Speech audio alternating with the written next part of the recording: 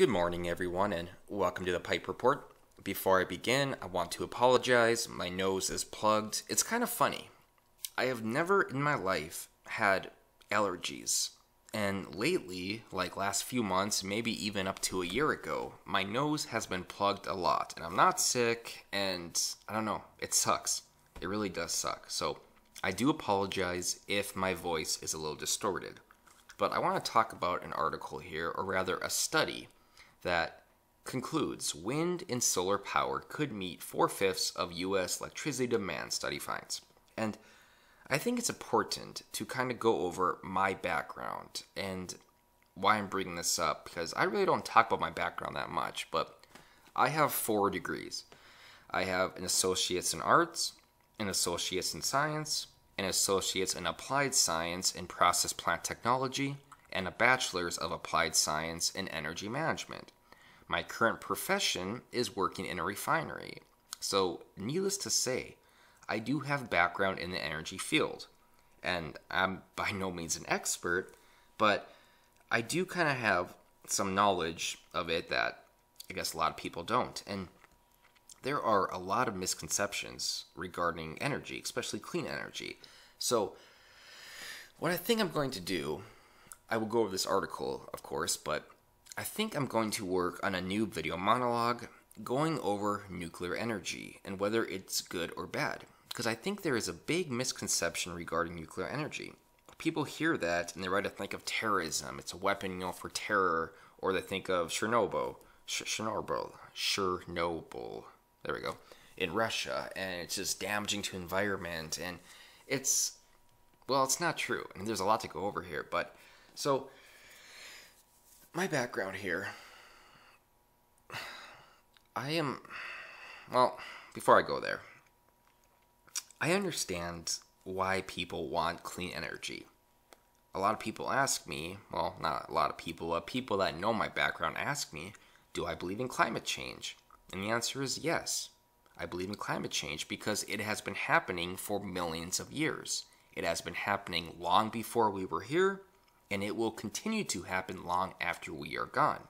That being said, I do think man does have some consequences, does have a direct correlation to some of the climate change statistics. However, it is undeniable that lots of these studies and statistics are not true. They are exaggerated. They are embellished. They are embellished to give the illusion that our Earth, our planet, is going to be basically changing. That could either lead to, lots and lots of high temperatures that would kill us, or an ice age. And although there are some realistic studies regarding climate change, you have to understand that there are some fanatics, some clean energy fanatics, that will push whatever study they can find, regardless of its authenticity. So you cannot believe everything you hear regarding climate change, because there are a lot of exaggerations. But I just want to get that out of the way. So, anyways, I am for clean energy. My profession in the energy industry, the more solar power plants and the more wind power areas we have, the more of job security I have. However, it is important to clarify that wind and solar power cannot run themselves. They need government subsidies, and that is what I want to talk about primarily. But let's go over a couple paragraphs here to kind of see what's going on. The United States could reliably meet about 80% of its electricity demand with solar and wind power generation, according to scientists at the University of California, Irvine. The California Institute of Technology, However, meeting 100% of electricity demand with only solar and wind energy would require storing several weeks' worth of electricity to compensate for the natural variability of these two resources. The sun sets and the wind doesn't always blow, noted Stephen Davis, UCI Associate Professor of Earth System Science, blah, blah, blah, blah. If we want a reliable power system based on these resources, how do we deal with their daily and seasonal changes? The team analyzed 36 years of hourly U.S. weather data, 1980 to 2015, to understand the fundamental geophysical barriers to supplying electricity with only solar and wind energy. We looked at the variability of solar and wind energy over both time and space and compared that to U.S. electricity demand. What we found is that we could reliably get around 80% of our electricity from these sources by building either a continental scale transmission network or facilities that could store 12 hours worth of the nation's electricity demand. The researchers said that such expansion of transmission or storage capabilities would mean very substantial but not inconceivable investments. They estimated that the cost of the new transmission lines required, for example, could be hundreds of billions of dollars. In comparison, storing that much electricity with today's cheapest batteries would likely cost more than $1 trillion. Okay, that's kind of key here. So, the problem with wind and solar technology, or rather clean energy in general, is government subsidies that they cannot run themselves. They need support from the federal government. They need support from state governments. They just need extra money to help them run efficiently. Tax credits and things of that nature. A 2016 report by the organization called Subsidy Tracker estimated that there have been $176 billion of subsidies granted to the big wind turbine companies. That's just wind. That's not solar as well. That's just wind energy. So this study, they concluded it between 2007 and 2016, 9 years. So $176 billion in 9 years, which is about $19.5 billion a year in government subsidies going to these wind power plants. Well, what can we do with $19.5 billion a year? The United Nations estimates that with $30 billion a year, we could solve world hunger. The whole state of California, every person in that state could get $31,500, and that would equal $176 billion. We could rebuild the infrastructure in major cities. So, needless to say, although $19.5 billion a year or $176 billion in 9 years doesn't seem like a lot in the grand scheme of things, especially with U.S. monetary policy, it is. $1 billion is indeed a lot of money, and there are a lot of things we can do with that. So, the problem becomes, should the government keep on funding and spending money on clean energy that has a direct impact on the fiscal prosperity of the country, or should they get out of the whole clean energy situation in general?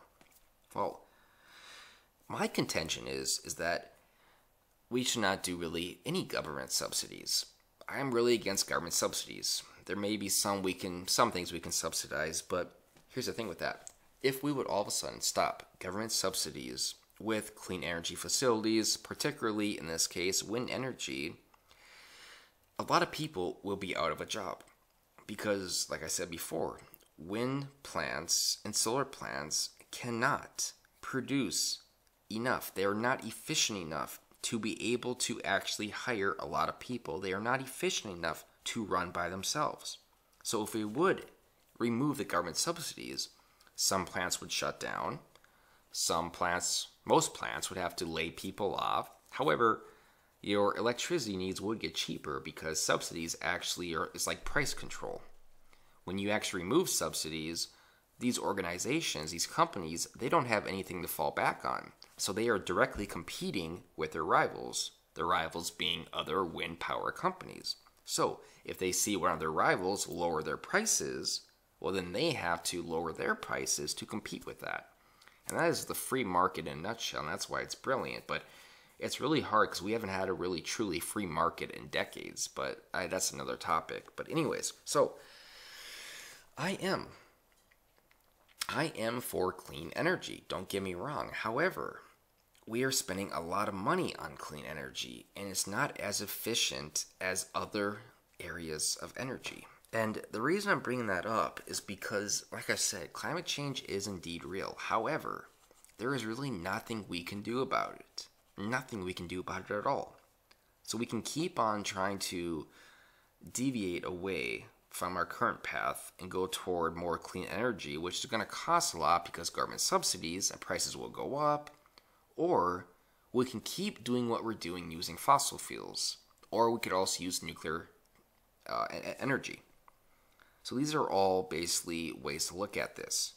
However, as long as it's wind and solar, as of now, they require government subsidies. They are not efficient enough to run on themselves, and that is the key. So I guess to kind of refrain from being redundant, to kind of just circle back here, the main instigator, the fundamental reason why clean energy is being pushed, like solar energy and wind energy, is due to climate change.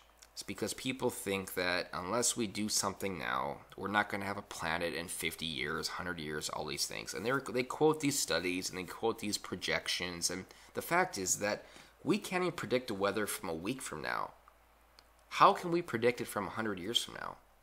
As Rand Paul said on the CNN interview when Trump pulled out the Paris Accord, the majority of these climate change studies, these future projections, have been wrong.